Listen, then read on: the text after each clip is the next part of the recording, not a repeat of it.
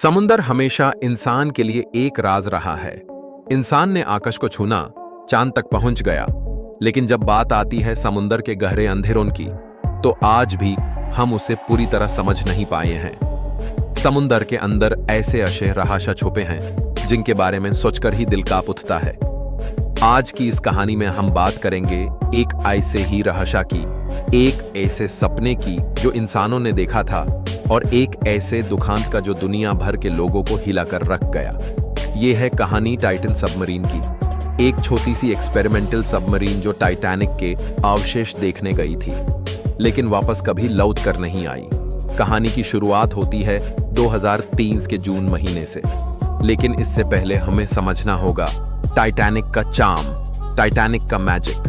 Titanic एक ऐसी ship थी जो अपने समय की सबसे बड़ी, सबसे सुंदर और सबसे सुरक्षित माना जाता था। लेकिन 1912 में जब टाइटैनिक अपने पहले सफर पर निकला, तो एक आइसबर्ग से टकराकर समुंदर के तल में डूब गया।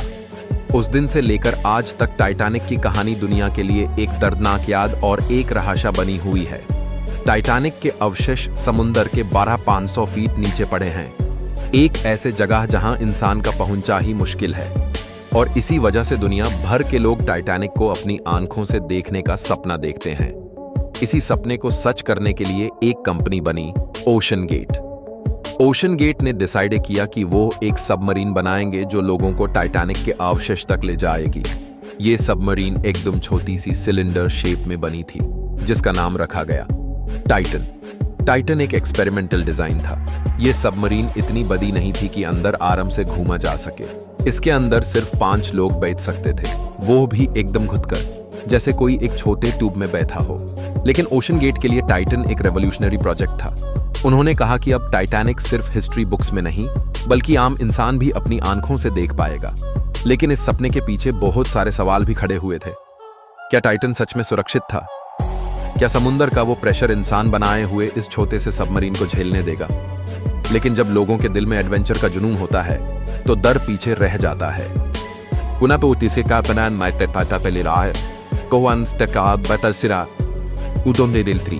ओशन गेट ने एक नए एक्सपेडिशन की तैयारी की। पूरी दुनिया के हेडलाइंस बन गई, एक छोटी सबमरीन टाइटैनिक के अवशेष देखने जा रही है। टाइटन के अंदर बैठने वाले 5 लोग दुनिया के सबसे अमीर और एडवेंचरस लोग थे। उनमें से एक द स्टॉकटन रश, जो ओशन गेट के सीईओ और टाइटन के पायलट भी थे। बाकी 4 पैसेंजर्स अलग अलग देशों से थे। एक बिलियनियर बिजनेसमैन, एक एक्सप्लोरर, एक साइंटिस्ट और एक छोटा सा टीनेजर जो अपने फादर के साथ इस सफर पर गया था। सबके दिल में एक ही जुनून था, टाइटैनिक को अपनी आंखों से देखना। 20 जून की सुबह टाइटन को एक सपोर्ट शिप से समुंदर में उतारा गया। सबमरीन धीरे धीरे पानी के अंदर उतर रही थी। शुरू के कुछ घंटे सब नॉर्मल थे। टाइटन और कंट्रोल शिप के बीच कांटेक्ट हो रहा था। सब कुछ प्लान के मुताबिक चल रहा था। लेकिन जैसे जैसे टाइटन और गहरा उतरता गया, वैसे वैसे समुंदर का अंधेरा बढ़ता गया। समुंदर के नीचे जाने वाले हर मीटर के साथ प्रेशर भी बढ़ता है। जितना प्रेशर हम इंसान जिंदगी भर महसूस नहीं करते, उतना प्रेशर एक सबमरीन को एक सेकंड में सहना पड़ता है। और टाइटन जा रहा था सीधा 12,000 फीट नीचे। कुछ ही घंटों के बाद एक ऐसा मोमेंट आया जिसका कोई सोच भी नहीं सकता था। सडनली टाइटन का सिग्नल गायब हो गया। कंट्रोल शिप पर बैठे लोगों ने नोटिस किया कि उनका कांटेक्ट टाइटन से टूट गया है। शुरू में लगा शायद कम्युनिकेशन एरर है, लेकिन मिनट्स घंटों में बदलने लगे और टाइटन का कोई ट्रेस नहीं मिल रहा था। कंट्रोल शिप के लिए यह एक नाइटमेयर था। ऊपर दुनिया भर के न्यूज चैनल्स पर एक ही खबर चल रही थी, टाइटन सबमरीन मिसिंग। अगले कुछ दिन दुनिया भर की रेस्क्यू टीम्स ने सर्च ऑपरेशन शुरू कर दिया। अमेरिका, कनाडा और बहुत सारे कंट्रीज के शिप्स और एयरक्राफ्ट्स टाइटन को ढूंढने समुंदर में आ गए। सबको लग रहा था शायद टाइटन कहीं अटक गया है। हर घंटे के साथ एक और डर बढ़ता जा रहा था, ऑक्सीजन। टाइटन के अंदर सिर्फ 93 घंटे की ऑक्सीजन थी। मतलब अगर टाइटन कहीं अटक गया था तो अंदर बैठे लोगों के पास सिर्फ कुछ दिन ही बचे थे। ये रेस थी समय के खिलाफ। हर न्यूज चैनल पर काउंटडाउन चल रहा था, कितनी ऑक्सीजन बची है, टाइटन कहां हो सकता है। दुनिया भर के लोगों की नजर इस खबर पर थी। हर कोई जुआ कर रहा था कि टाइटन के 5 मुसाफिर बच जाएं। लेकिन समुंदर के अंदर सच कुछ और था।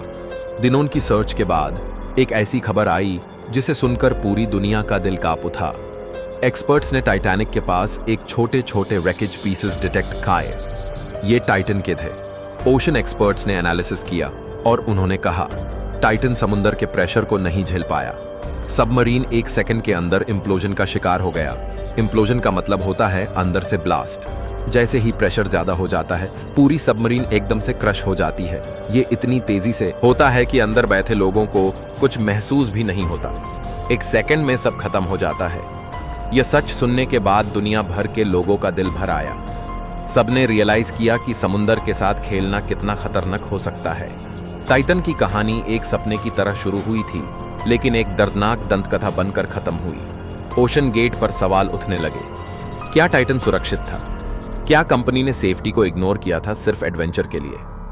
बहुत सारे एक्सपर्ट्स ने पहले ही वार्निंग दी थी कि टाइटन का डिजाइन रिस्की है, लेकिन उस वार्निंग को इग्नोर कर दिया गया और आज उसका नतीजा सामने था। टाइटन के पैसेंजर्स के परिवार के लिए ये एक दर्दनाक खबर थी। एक टीनेजर जो सिर्फ अपने फादर के साथ एडवेंचर करने गया था, उसने अपनी जान गंवा दी। एक बिलियनर बिजनेसमैन जिन्होंने सोचा था कि वो हिस्ट्री को अपनी आंखों से देखेंगे, उनकी कहानी भी वही खत्म हो गई। स्टॉकटन रश, जो ओशन गेट के फाउंडर और पायलट थे, वो भी टाइटन के साथ समुद्र के तल में खो गए। ये कहानी सिर्फ एक सबमरीन की कहानी नहीं थी। ये कहानी थी इंसान के जुनून और प्रकृति के बीच की लड़ाई की। इंसान हमेशा सोचता है कि वो सब कुछ कंट्रोल कर सकता है, लेकिन जब प्रकृति अपना असली रूप दिखाती है, तो इंसान का जुनून और टेक्नोलॉजी दोनों फेल हो जाते हैं। टाइटन सबमरीन की कहानी हमें एक बड़ी सीख देती है।